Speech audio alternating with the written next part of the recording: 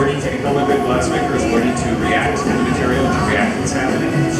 You can't control everything, but you can react to it. You can make sure that you do everything you can to coax the glass in the form that you want it to be.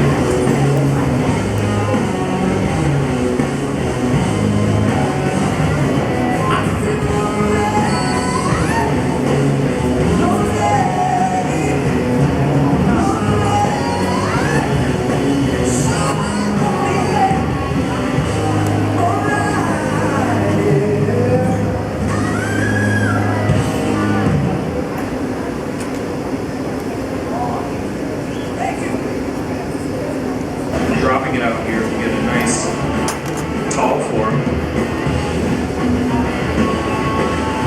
And they're going to catch it and puff it up a little bit more. So George is the air supply here. George is puffing through the pipe. As Jason and Jim turn this, Aric Snee there is shielding from the heat, shaping up the paper. That nice elongated shape there.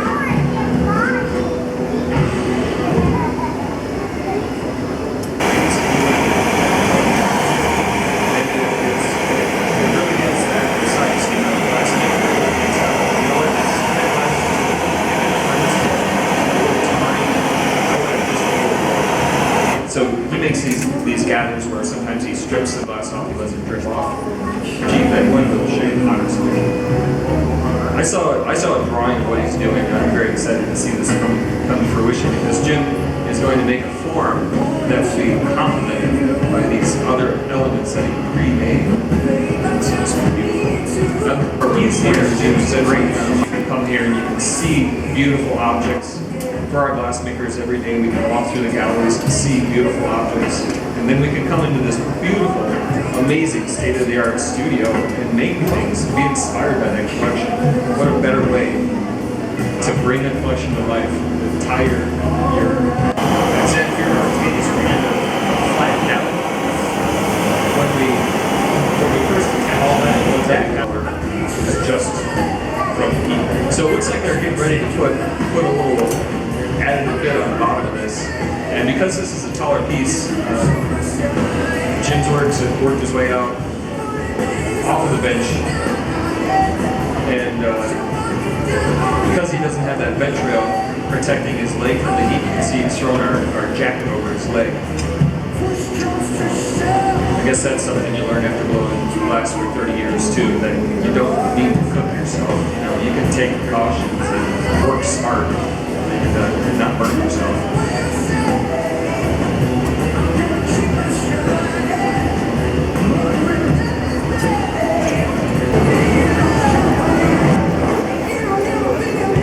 Get that stuck on it just the right temperature. Can you guys see how that's moving a little bit? Just ever so slightly when he stops and moves.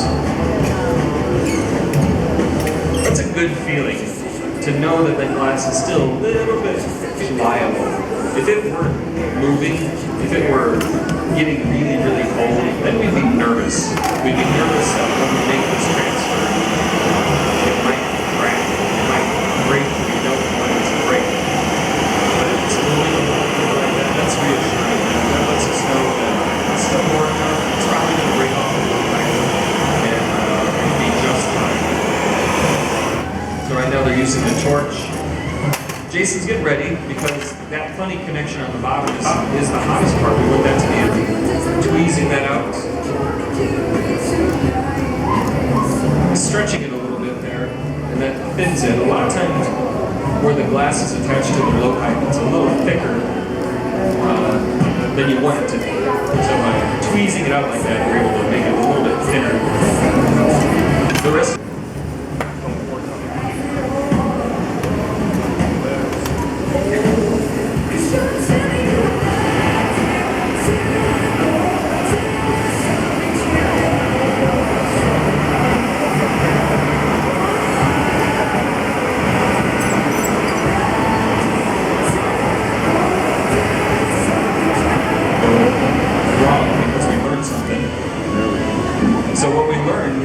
when you seal a bubble and then it cools down, those gases attract and move off the top of that vessel.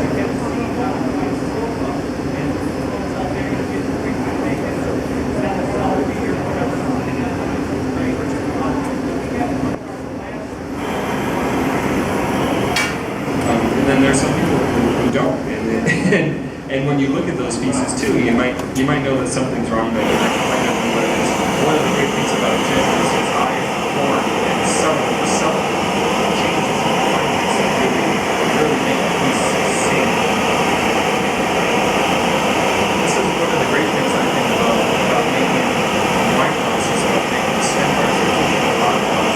That's one of the things about this process is once you get in and once you get it going, you can't set it down and go have a peanut butter and jelly sandwich.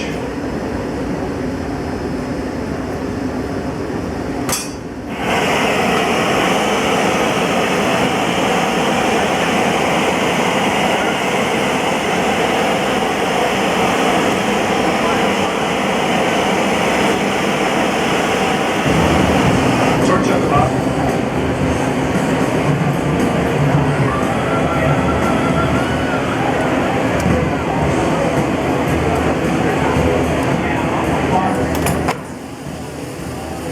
There's our fresh bit of glass. That's what we call the glue bit. The glass using the Kevlar gloves. And those protect his hand from the heat. So he can hang on to that dragon for a couple of minutes before he actually experiences any heat. So he's bringing that dragon over. And we have that glue bit right on the side of the base. And he's going to touch that down, make any little adjustments that he can. Person that has a team craft form, that's very appropriate. And to be able to make large scale work like this, it doesn't require the gaffer to be able to lift this kind of glass. It just requires the gaffer to be able to put together the right now. Are you moving a little bit? Yep. Those very delicate elements. So this temperature is going to give us a really nice, what we would call a soaking heat. So here comes dragon number 2.